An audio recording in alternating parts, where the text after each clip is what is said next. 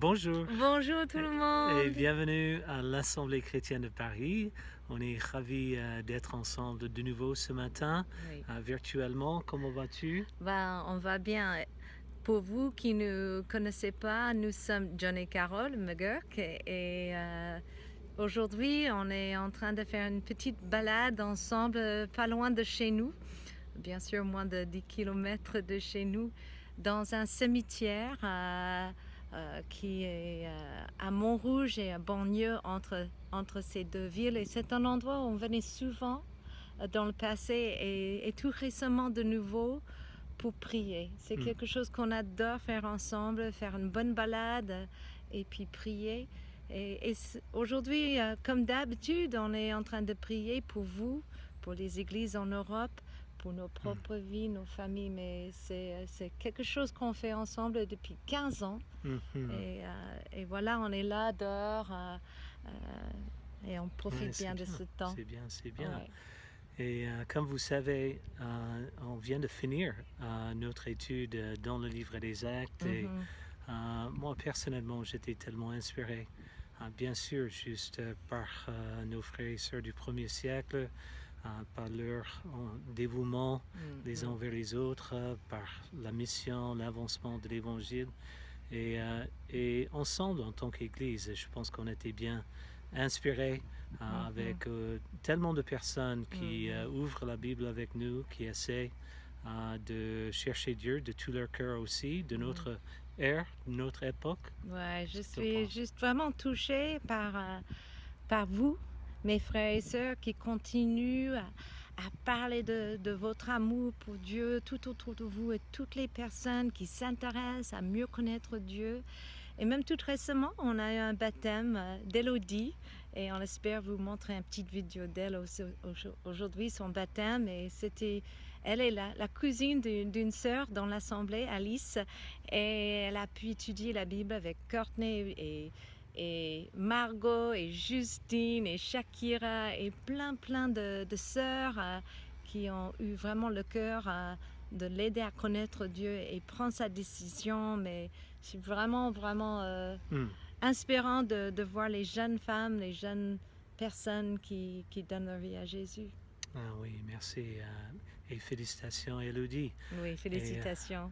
je pense que ce matin, on va commencer une nouvelle série Mm. dans le livre des Romains.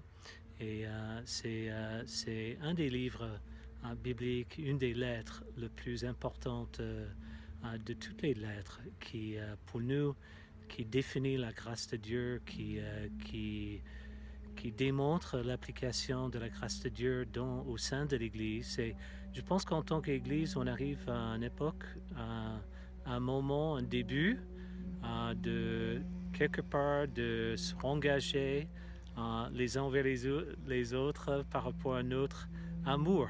Oui. Et Romains chapitre, je pense que c'est chapitre 12, le verset 9 à 13, parle d'avoir un amour qui est vrai, Oui. sans hypocrisie. Sincère. Et je pense qu'on est tous défiés après un an Mm. de confinement, de pandémie, de commencer à envisager de connecter, pas juste virtuellement, mais actuellement, les uns avec les autres, de se donner des accolades Mm.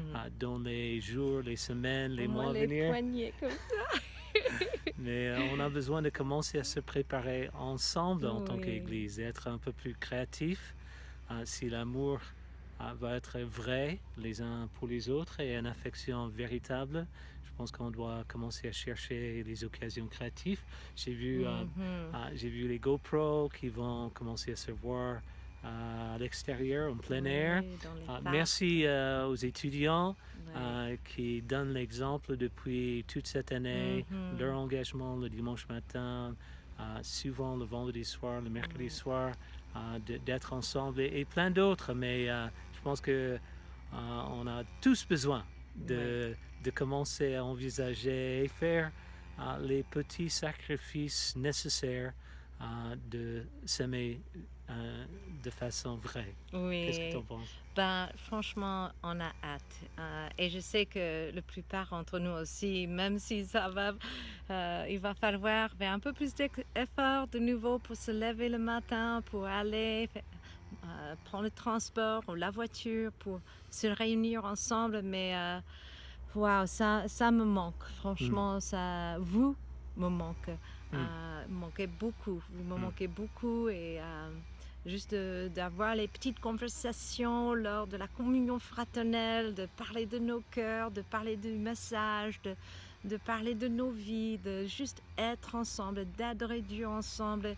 Et on va essayer de le faire avec beaucoup de sagesse et en suivant toutes les consignes du gouvernement. Mais on voit qu'il y a une petite lumière au bout du tunnel et que ce jour s'approche. Et au moins peut-être d'abord un petit groupe de 2 églises maison ou quelque chose. Mais si vous avez des idées, n'hésitez pas à nous mm. contacter pour qu'on puisse s'organiser et vraiment répondre à ce besoin de se voir. Et je pense aussi pour le romain, je suis contente et j'ai hâte de faire cette étude parce que pour moi, ce livre, c'est un livre qui parle de l'amour et la grâce de Dieu aussi.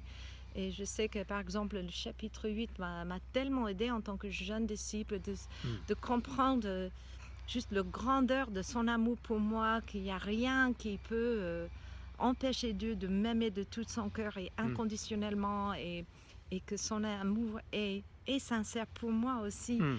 Et aussi de comprendre que moi, je suis pécheresse. Et ça, c'est chapitre 7. Et je peux tout faire pour être parfaite, mais je ne serai jamais parfaite. Et heureusement, Dieu n'attend pas que je sois parfaite, mais il va m'aider à continuer, à progresser et dans cette voie du Seigneur. Et Ouais, tout c'est ça, ça, c'est... merci. Ouais. Merci beaucoup. Ce matin, Franck Gros-Dubois va faire l'enseignement. On est ravis et je pense qu'Olivier va peut-être l'assister dans l'enseignement ce matin. Ouais. Notre Et, équipe d'enseignants et prépare beaucoup de choses pour il y avait nous. beaucoup d'efforts qui étaient faits pour le louange tout au long de l'année. Et on est ravis, vraiment ravis de vous montrer une fois de plus euh, le chant qui avait le plus de visibilité à Oui, travers notre chaîne YouTube. YouTube. On va vous faire passer ça ce matin. On va s'amuser ensemble. Mais Ouais. allons-y, il est temps Oui, de continuer à louer Dieu ensemble. bon culte. Bon culte. La lettre de Paul aux Romains. C'est l'un des écrits les plus longs et les plus importants jamais rédigés par l'homme anciennement connu sous le nom de Saul de Tarse. C'était un rabbin juif issu de la communauté connue sous le nom de pharisien. Il était aussi fervent passionné, dévoué à la Torah de Moïse et aux traditions d'Israël qui voyait Jésus et ses disciples comme une menace. Du moins jusqu'à ce que changement radical dû à sa rencontre avec le Jésus ressuscité qui lui a confié une mission d'apôtre, un genre de représentant officiel le mandatant vers les non-juifs parfois appelés les gentils dans la Bible. C'est ainsi qu'il a commencé à utiliser son nom romain, Paul, alors qu'il sillonnait l'ancien empire romain en partageant la bonne nouvelle de Jésus, le roi ressuscité, et en rassemblant ses disciples au sein de ces nouvelles communautés appelées Églises. Et il arrivait que Paul écrive des lettres à ces nouvelles communautés pour Jésus afin de les encourager dans leur foi ou leur apporter des réponses. Le livre des Romains est donc l'une de ces lettres qu'il a écrites relativement tard dans sa carrière. On apprend par ailleurs dans le livre des Actes que l'église de Rome existait depuis un certain temps et qu'elle était composée de disciples de Jésus d'origine juive et non juive jusqu'au moment où l'empereur romain Claude a expulsé tous les juifs de Rome. Par la suite, environ 5 ans plus tard, tous ces juifs, y compris les disciples juifs de Jésus, furent autorisés à revenir. Mais à leur retour, ils ont découvert une église dont les coutumes et pratiques n'avaient rien à voir avec les habitudes juives, ce qui a généré des tensions au point de diviser l'église romaine du temps de Paul. Les gens étaient en désaccord sur les pratiques liées à la marche en Christ, et leurs disputes portaient notamment sur les questions de savoir si les chrétiens non-juifs devaient célébrer le sabbat, manger cachère ou se faire circoncire. Paul a donc écrit cette lettre pour régler tous ces sujets de division, car il voulait que cette église divisée s'unifie dans un but précis. Il espérait faire de l'Église romaine une base pour étendre davantage sa mission vers l'Occident, et ce jusqu'en Espagne. Ce sont donc ces circonstances qui ont conduit Paul à rédiger son explication la plus complète de l'Évangile, sa proclamation de la bonne nouvelle de la vie, la mort et la résurrection de Jésus. Alors la lettre se structure en 4 phases principales qui se recoupent telle une étude aussi longue que fluide de l'Évangile. Selon Paul, l'Évangile révèle tout d'abord la justice de Dieu, pour ensuite créer une humanité nouvelle qui accomplit la promesse de Dieu faite à Israël. Et c'est cet Évangile qui réussira à unifier l'Église. Dans cette vidéo, nous ne couvrirons que les parties allant des chapitres 1 à 4. Paul commence par se présenter comme un apôtre établi par Dieu pour répandre l'Évangile de Jésus, le Messie ressuscité d'Israël, le Fils de Dieu et roi des nations. Puis de relever que maintenant, Jésus appelle l'humanité tout entière à intégrer son règne d'amour. Paul dit aussi que cette bonne nouvelle du roi Jésus est avant tout la puissance de Dieu pour sauver ceux qui croient en lui, en plus de révéler dans un second temps la justice de Dieu. En parlant de justice, c'est selon Paul un terme particulièrement vaste de l'Ancien Testament. Il décrit le caractère de Dieu qui rend toujours la justice. Il fait ce qui est droit et ce qui est bon, sans oublier qu'il est aussi fidèle et juste pour tenir ses promesses. Ensuite, Paul précise que l'histoire de Jésus est l'illustration de ces deux facettes de Dieu, mais comment ? Eh bien, il commence par faire une longue redéfinition originale des chapitres 3 à 11 de Genèse et montre comment tout le monde des non-juifs, toutes les nations, se retrouvent prises au piège dans une spirale de péché et d'égoïsme. D'où le cœur et l'esprit de l'homme qui sont brisés selon ces termes. Nous nous sommes détournés de Dieu pour nous attacher à l'idolâtrie. Autrement dit, nous trouvons un sens à notre vie dans les créatures au lieu du Créateur, au point de prêter une allégeance totale à ces choses qui ne sont pas Dieu, ce qui se traduit par une distorsion de notre nature humaine et un comportement destructeur. Et ainsi, c'est toute l'humanité coupable qui se tient devant un Dieu juste et droit. Ce à quoi le peuple d'Israël pourrait dire « Tant mieux pour nous, puisque Dieu a choisi notre peuple parmi les nations. Il nous a délivrés de l'esclavage en Égypte. Il nous a donné les lois de la Torah, comme le respect du sabbat, le régime cachère et la circoncision, car tout ensemble, elles nous apprennent à vivre comme le peuple saint de Dieu que nous sommes. » Mais Paul dit « pas si vite ».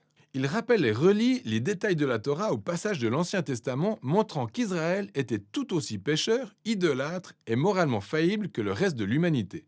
En fait, selon Paul, Israël est bien plus coupable que les non-juifs parce qu'ils ont la Torah. Ils devraient mieux agir car ils en savent davantage. Par conséquent, Paul conclut que toute l'humanité comprenant les non-juifs et les Israélites est définitivement piégée et coupable devant Dieu. Mais ce n'est pas tout. La bonne nouvelle de Jésus est la réponse de Dieu. Au lieu de traiter l'humanité selon sa culpabilité, Jésus est venu en tant que Messie d'Israël mourir en sacrifice pour les péchés de tous les peuples. En nous représentant de cette manière, Jésus a pris sur lui toutes les conséquences méritées de la douleur, du péché et de la mort que nous avons causées dans le monde. Il a triomphé de tout par sa résurrection d'entre les morts.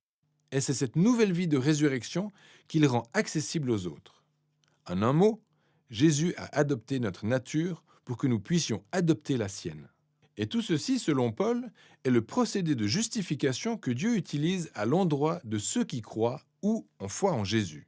Au fait, le terme justification est clairement lié à la justice de Dieu et comme le dit Paul, c'est un autre terme vaste de l'Ancien Testament. Il signifie littéralement « déclarer juste ». En raison de ce que Jésus a fait pour nous, nous obtenons un nouveau statut devant Dieu. Au lieu de nous déclarer coupables, Dieu déclare que nous sommes réconciliés avec lui et que nous sommes pardonnés. La justification se traduit par une nouvelle famille. Car toute personne qui croit en Jésus se voit offrir une place au sein du peuple de l'Alliance de Dieu. La justification engendre aussi un nouvel avenir qui commence avec le voyage d'une vie transformée par la grâce de Dieu. Ainsi, toutes ces choses sur la justification constituent le don de Dieu à ceux qui, par leur foi, sont en Christ. Ce qui conduit Paul à relever au chapitre 4 les énormes implications pour ceux qui appartiennent à la famille de l'Alliance de Dieu. Il revient sur l'histoire d'Abraham dans Genèse chapitre 15. Avant que les lois de la Torah ne soient données à Israël, Abraham avait été justifié ou déclaré juste devant Dieu. Mais comment ?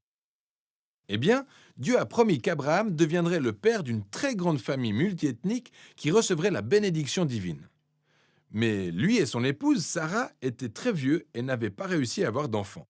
Néanmoins, Abraham avait une foi infaillible et croyait en la promesse de Dieu qu'il a alors déclarée juste. Paul dit d'Abraham qu'il est devenu le père de la nouvelle famille d'alliance de Dieu qui se répand à travers le monde. Elle est constituée de juifs et de non-juifs qui partagent le même type de foi et de confiance en celui qui a accompli la promesse de Dieu à Abraham, Jésus le Messie. Faisons donc une pause et résumons les idées principales de Paul énoncées dans les chapitres 1 à 4, car elles sont la base pour comprendre le reste de la lettre. L'humanité tout entière est définitivement prise au piège par le péché et a besoin d'être sauvée. Cependant, ce salut ne viendra pas de ceux qui essayent d'obéir aux lois de la Torah. C'est plutôt sa nature de justice qui a amené Dieu à sauver le monde au moyen de la mort et la résurrection de Jésus, de sorte à créer cette famille multiethnique d'Abraham unie par la foi, pour en faire son nouveau peuple d'alliance. Paul va donc continuer à montrer comment cette nouvelle famille fait partie de quelque chose de beaucoup plus grand, qui les conduira à mener un tout nouveau mode de vie commun. Mais le tout va émerger des principes clés mentionnés dans les chapitres 1 à 4 de la lettre de Paul aux Romains.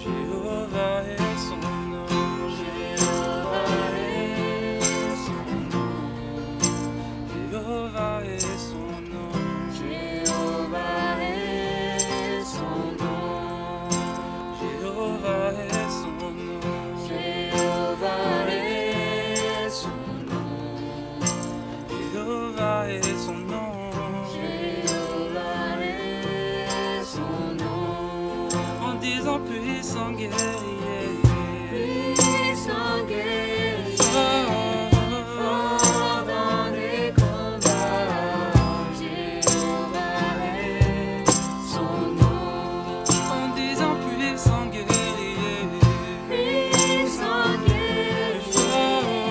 fort dans les combats, Jéhovah est son nom, El Shaddai est son nom, El Shaddai est son nom,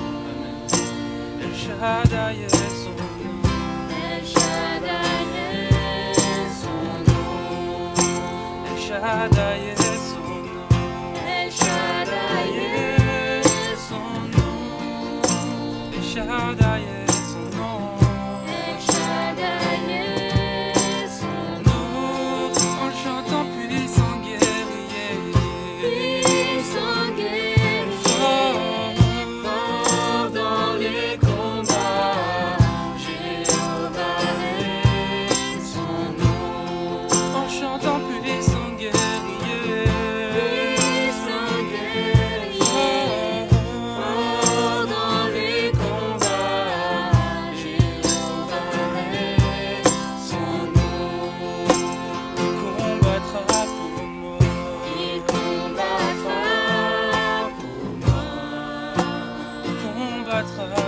moi, il combattra pour moi, il combattra pour moi, il combattra pour moi, il combattra pour moi, il combattra pour moi, il combattra pour moi, en disant puissant guerrier, fort dans les combats, Jéhovah est son nom, en disant puissant guerrier, fort dans les combats, Jéhovah est son nom, Jéhovah est son nom, Jéhovah est son nom, Jéhovah est son nom, Jéhovah est son nom, El Shaddai est son nom, El Shaddai est son nom, El Shaddai est son nom, El Shaddai est son nom, il combattra pour moi, il combattra pour moi, il combattra pour moi, il combattra pour moi, Jésus combattra pour moi, il combattra pour moi, Jéhovah Jéhovah combattra pour moi. Il combattra pour moi. En chantant puissant guerrier. Puissant guerrier, fort dans les combats. Jéhovah est son nom. En chantant puissant guerrier. Puissant guerrier, fort dans les combats. Jéhovah est son nom. En disant puissant guerrier. Puissant guerrier, fort dans les combats. Jéhovah est son nom. Jéhovah est. Jéhovah est. Jéhovah est. Jéhovah est. Jéhovah est. Jéhovah est. Jéhovah est. Jéhovah est. Jéhovah, tu es élevé. Jéhovah, tu es le Dieu très haut. Jéhovah, tu es élevé. Jéhovah, tu es le Dieu très haut. Jéhovah, tu es élevé. Jéhovah, tu es le Dieu très haut. Jéhovah, tu es élevé. Jéhovah, tu es le Dieu très haut. Jéhovah, tu es élevé. Jéhovah, tu es le Dieu très haut. Jéhovah, tu es élevé. Jéhovah, tu es le Dieu très haut. Jéhovah, tu es élevé. Jéhovah, tu es le Dieu très haut. Jéhovah, tu es élevé. Jéhovah, tu es le Dieu très haut. Jéhovah, tu es élevé. Jéhovah, tu es le Dieu très haut. Jéhovah, tu es élevé. Jéhovah, tu es le Dieu très haut. Jéhovah, tu es élevé. Jéhovah, tu es le Dieu très haut. Jéhovah, tu es élevé. Jéhovah, tu es le Dieu très haut. Jéhovah est. Jéhovah est. Jéhovah est. Jéhovah est. Jéhovah est. Jéhovah est. Jéhovah est. Tu es le Dieu très haut.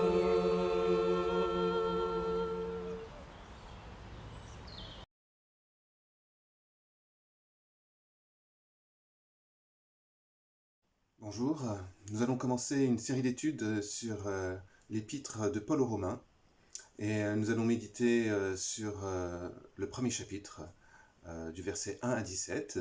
Alors avant de lire ces passages, je vous propose de prier. Seigneur, tu sais toutes choses, tu nous connais, tu nous regardes chaque jour et tu sais quand nous nous couchons et quand nous nous levons. Tu connais le nombre de jours de notre vie. Alors nous voulons nous confier en toi. Ouvre notre cœur pour que nous apprenions à te faire confiance. Éclaire-nous pendant que nous lisons ces Écritures. Au nom de Jésus. Amen. Alors Romains, chapitre 1, versets 1 à 17, dans la version français courant. De la part de Paul, serviteur de Jésus-Christ, appelé à être apôtre, et choisi par Dieu pour annoncer sa bonne nouvelle. Dieu avait promis cette bonne nouvelle depuis longtemps par les saintes Écritures, par l'intermédiaire de ses prophètes. Elle se rapporte à son Fils, notre Seigneur Jésus-Christ. En tant qu'homme, il était descendant du roi David, mais selon l'Esprit Saint, il a été manifesté Fils de Dieu avec puissance quand il a été ressuscité d'entre les morts.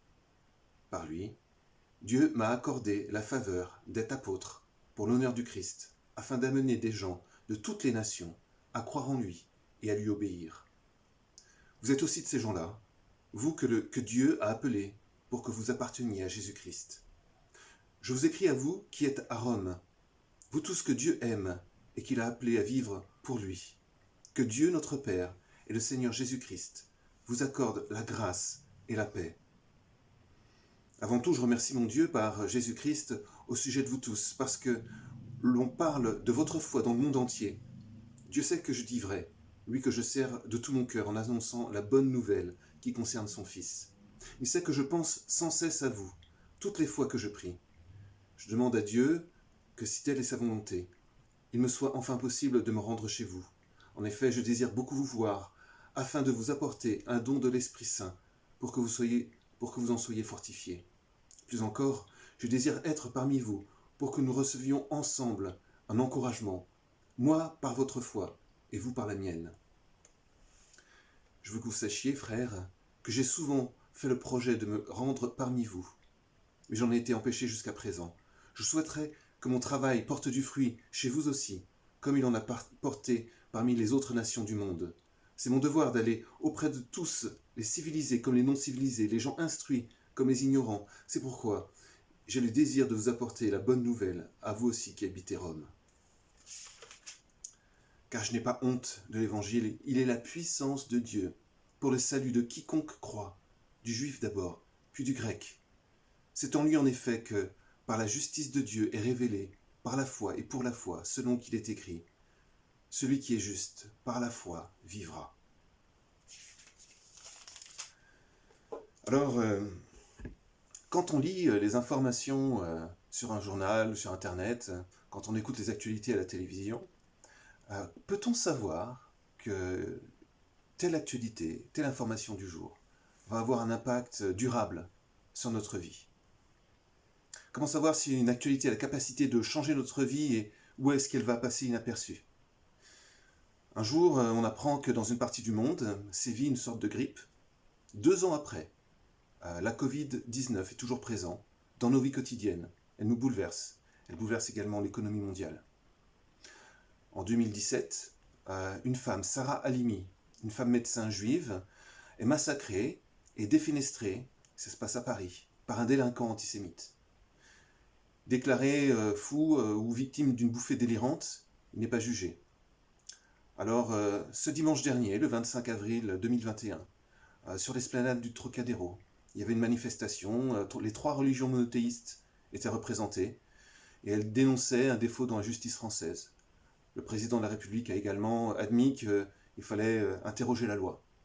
Alors un fait divers fait bouger ou ébranle nos lois, et il nous interpelle encore, 4 ans après. Comment savoir si une actualité va faire partie de notre vie des années après?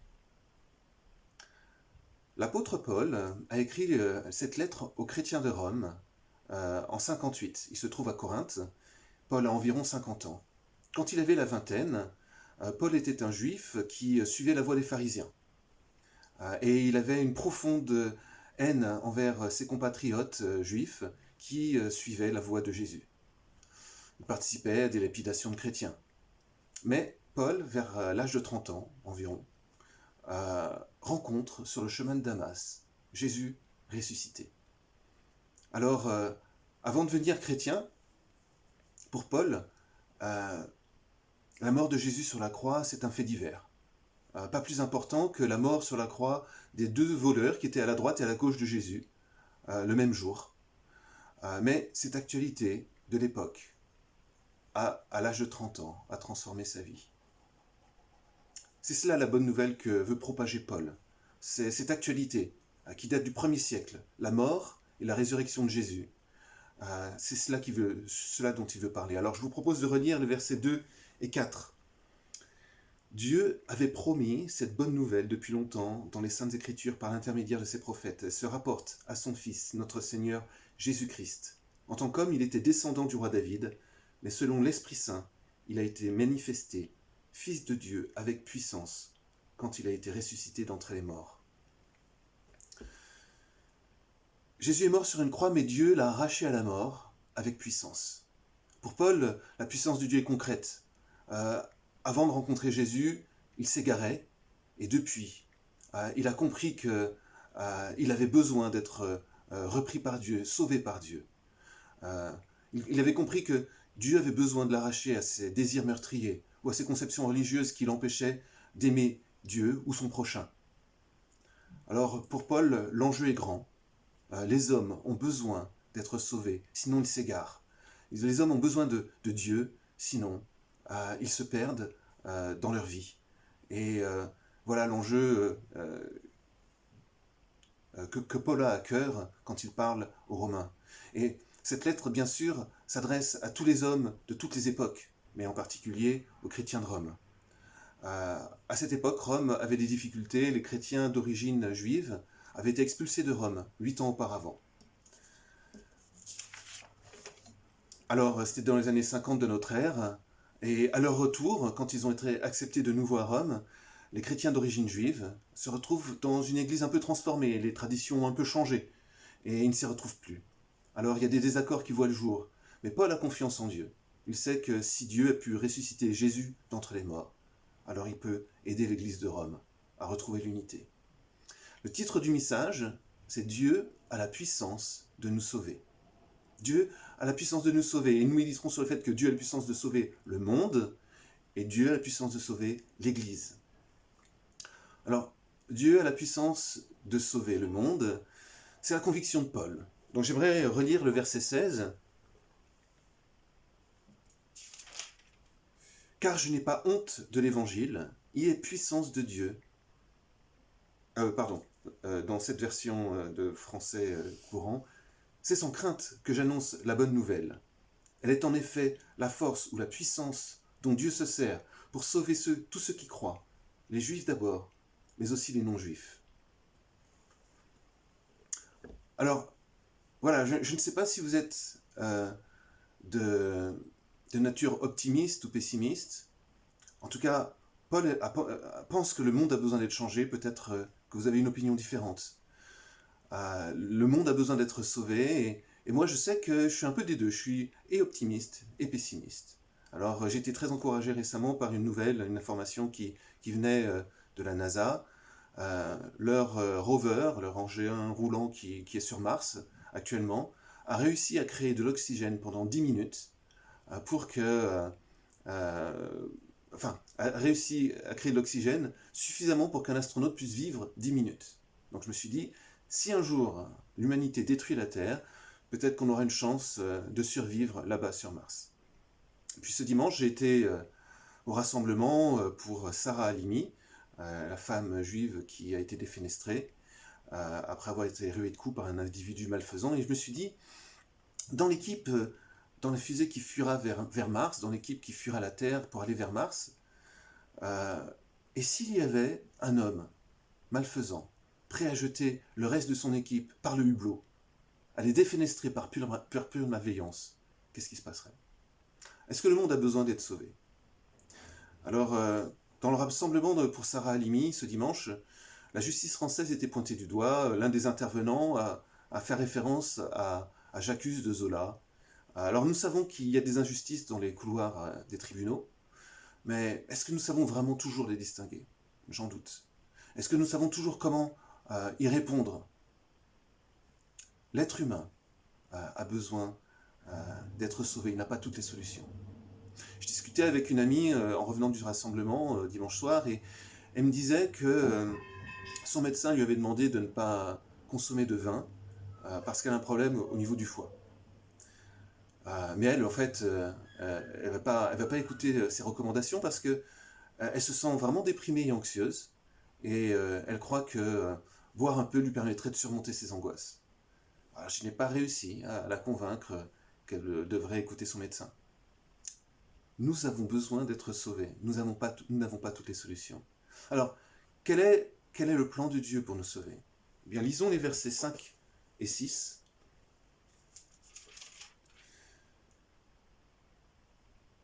Par lui, en parlant de Jésus, Dieu m'a accordé la faveur d'être apôtre pour l'honneur du Christ, afin d'amener des gens de toutes les nations à croire en lui et à lui obéir. Vous êtes aussi de ces gens-là, vous que Dieu a appelés pour que vous apparteniez à Jésus-Christ.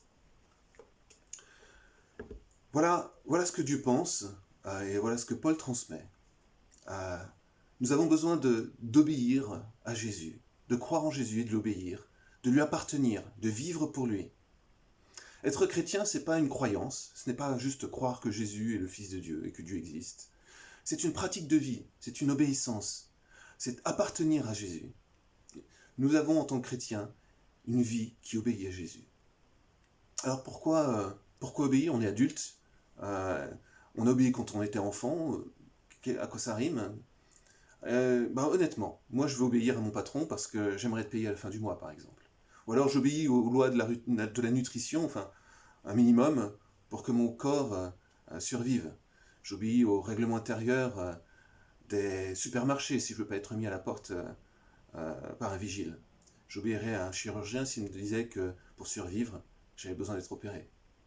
Obéir, parfois c'est nécessaire et ça fait même du bien quand on obéit à la bonne personne au bon moment. Et parfois, c'est une question de vie ou de mort. Alors obéir à Jésus, c'est pas une obéissance servile, ce n'est pas de l'infantilisation. Quand Jésus nous demande d'obéir, c'est d'obéir à ce commandement, par exemple, d'aimer Dieu de tout son cœur, de toute sa pensée, de toute son âme, ou d'aimer son prochain comme soi-même.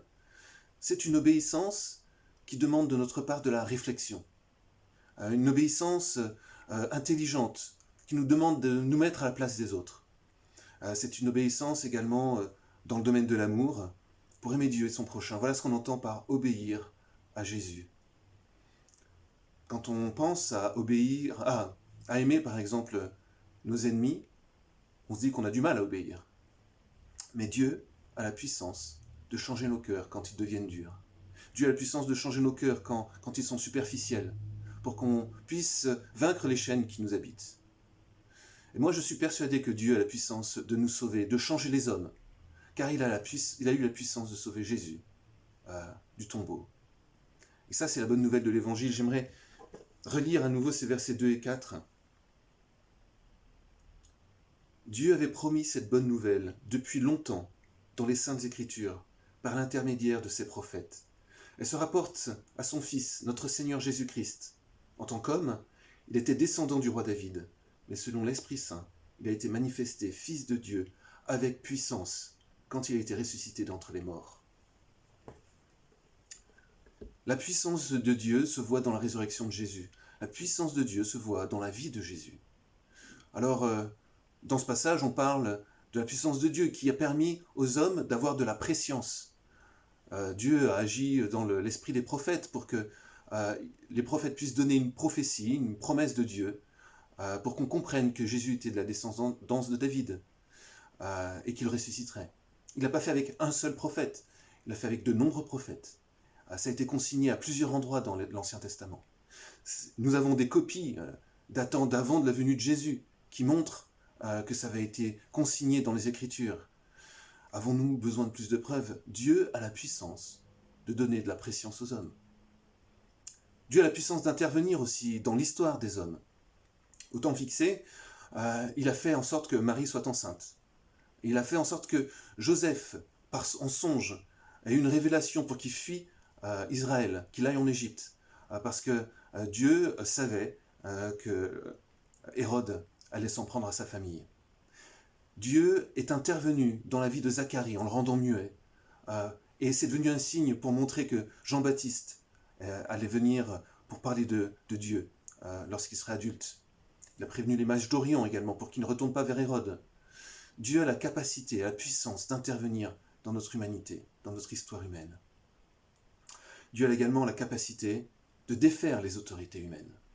Les gardes romains qui surveillaient le tombeau, les chefs religieux qui avaient pris en main la situation, eh bien, ils sont réduits à néant. Quand la résurrection est arrivée, les gardes qui étaient aguerris, des hommes qui font la guerre, qui sont entraînés à tuer, ils sont partis effrayés. Ils ont délaissé le tombeau quand le tombeau s'est ouvert. Dieu a la puissance également de jouer les lois naturelles. Et là, je parle de la résurrection. Transformer un corps mort en un corps spirituel, un corps différent.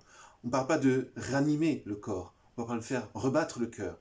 On parle de lui donner, de transformer un corps humain en un corps autre, différent.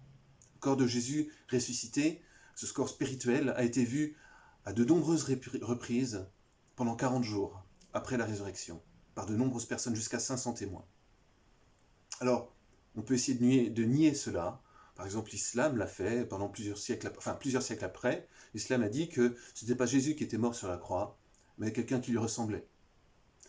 Parce que probablement l'humiliation d'un homme de Dieu tel que Jésus lui semblait insoutenable. Pourtant, on rapporte que Jésus, quand il était mort sur la croix, sa mère et son disciple le plus proche, le disciple que Jésus aimait, on pense que c'est Jean, étaient au pied de la croix. Au pied de la croix, Jésus leur parle. Il dit à sa mère, « Voici ton fils » en désignant Jean, et en parlant à Jean, il dit « Voici ta mère ». Est-ce que sa mère et son disciple le plus proche n'auraient pas reconnu Jésus sur la croix? Alors je peux comprendre, nous les hommes, face à la résurrection, on peut se sentir perplexe, stupéfait, et face également à notre mortalité, bien mal à l'aise. Alors, on peut tendance à avoir le comportement de Thomas qui a dit, voilà, si Jésus est vraiment ressuscité, moi je veux le voir, et puis je vais mettre les mains dans ses côtés, dans ses plaies. Alors Jésus est venu, il lui dit, vas-y, mets tes mains dans mes plaies. Thomas s'est prosterné en disant, mon Seigneur et mon Dieu. Dieu a eu la puissance de ressusciter Jésus. Dieu a la puissance de ressusciter les morts.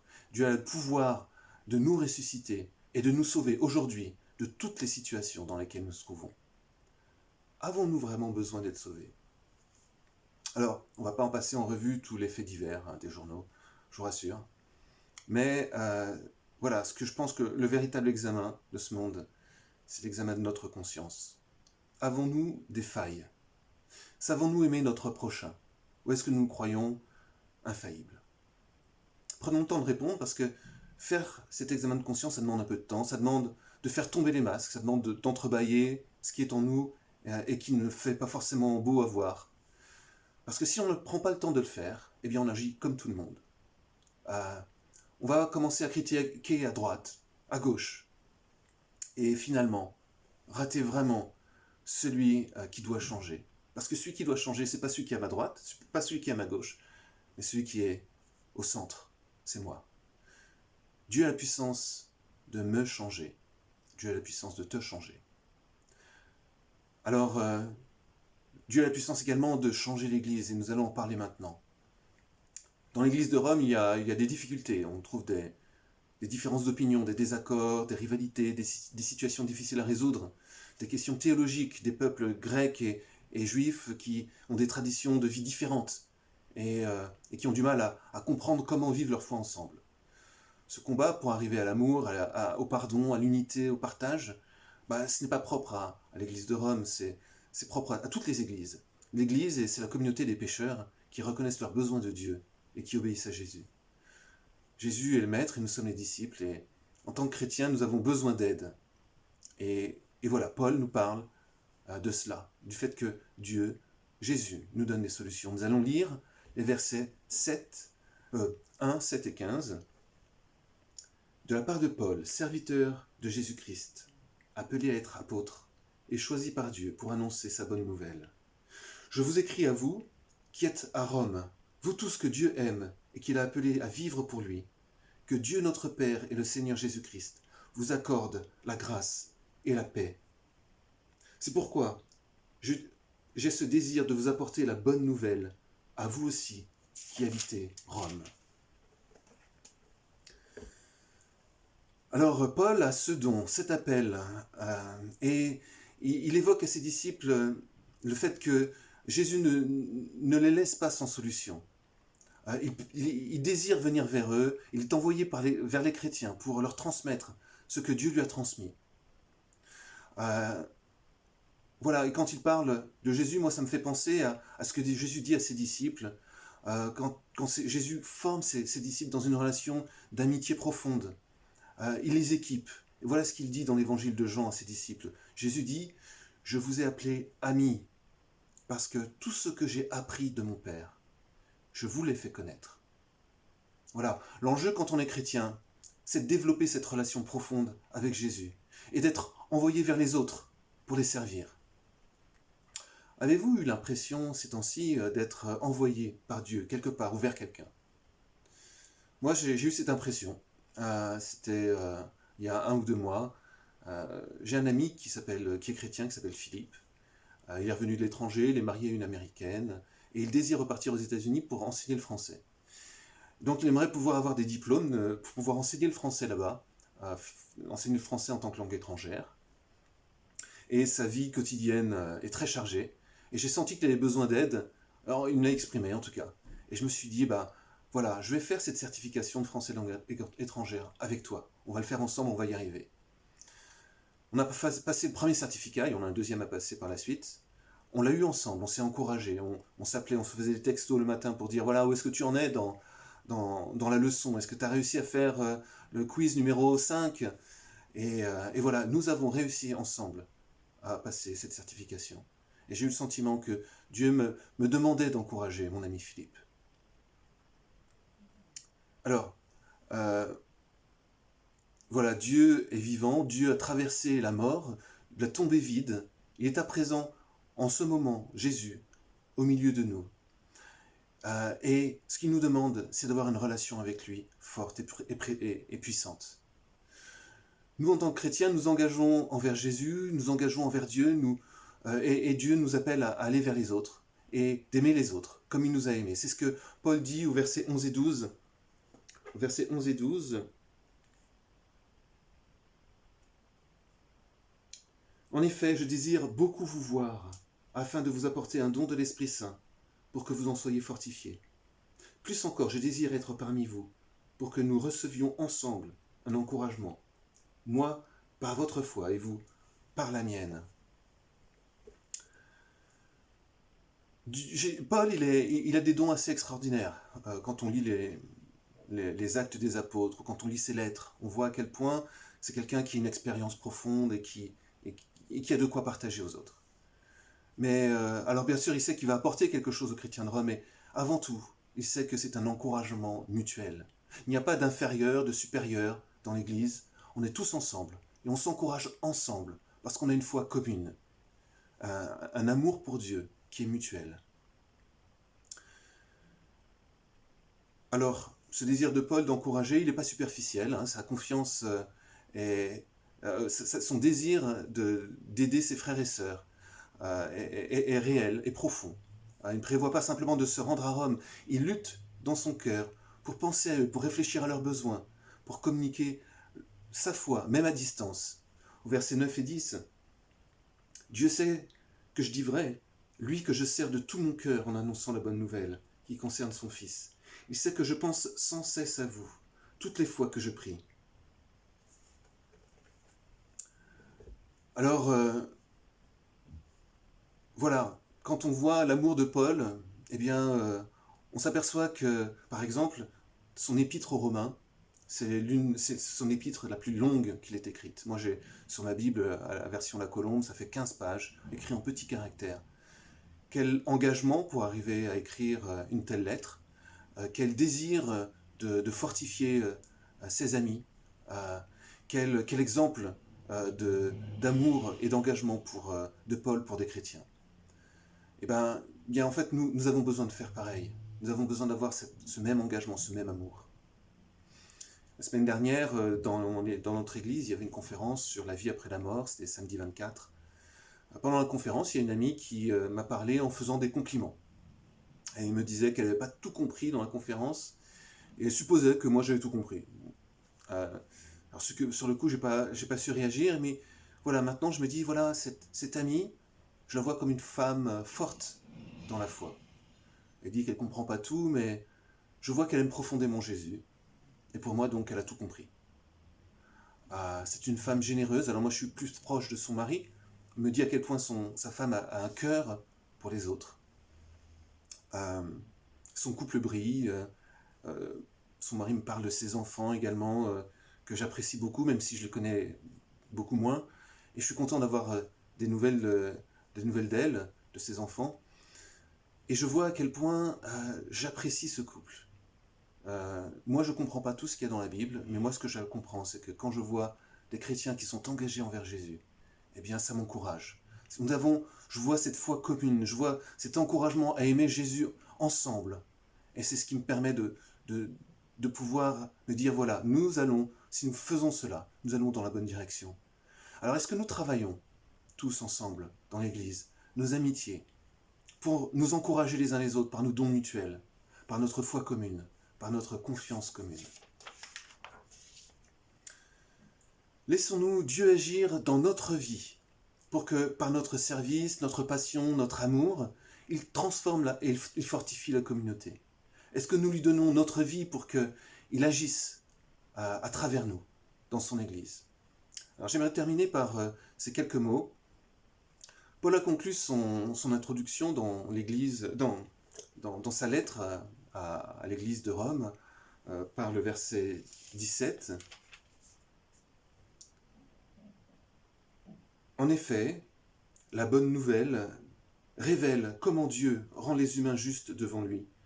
C'est par la foi seule, du commencement à la fin, comme l'affirme l'Écriture.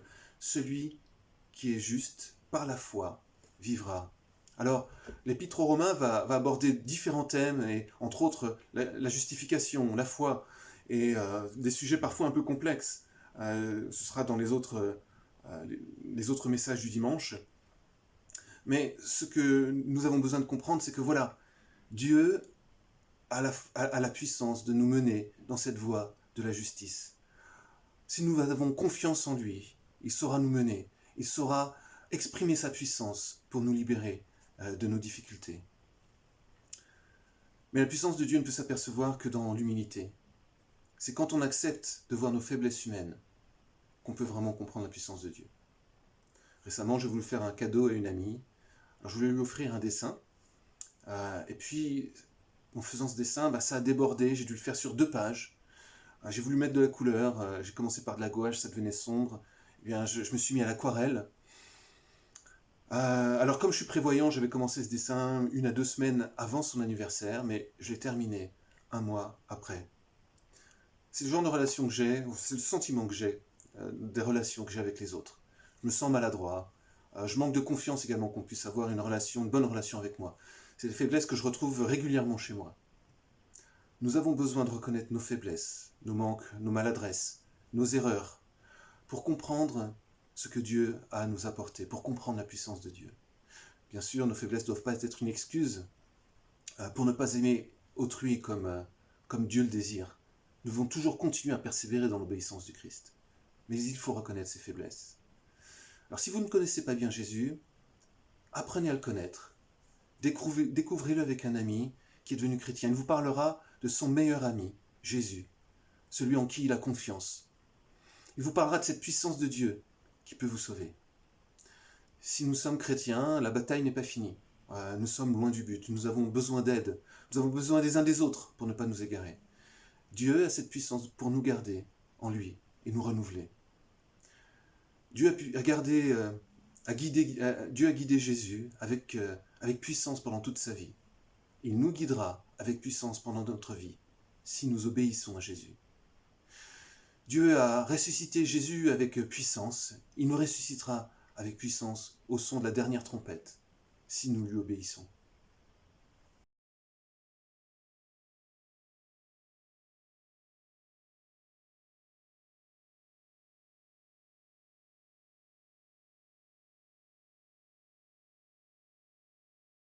Jésus Seigneur,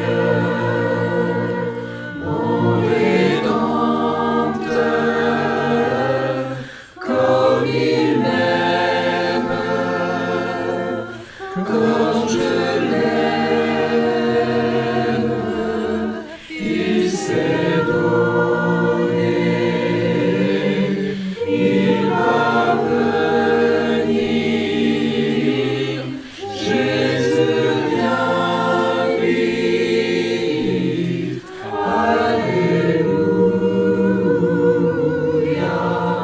quelle amitié,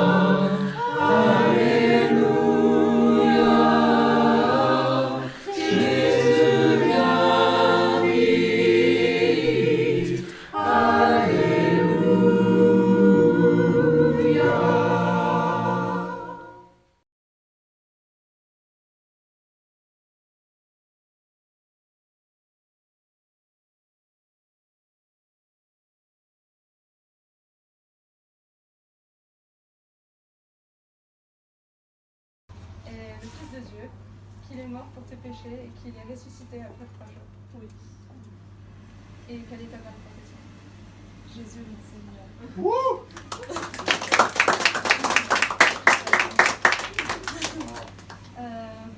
On va pouvoir te baptiser au nom du Père, du Fils et du Saint-Esprit. Et tu vas recevoir le Saint-Esprit et le pardon de tes péchés. Amen.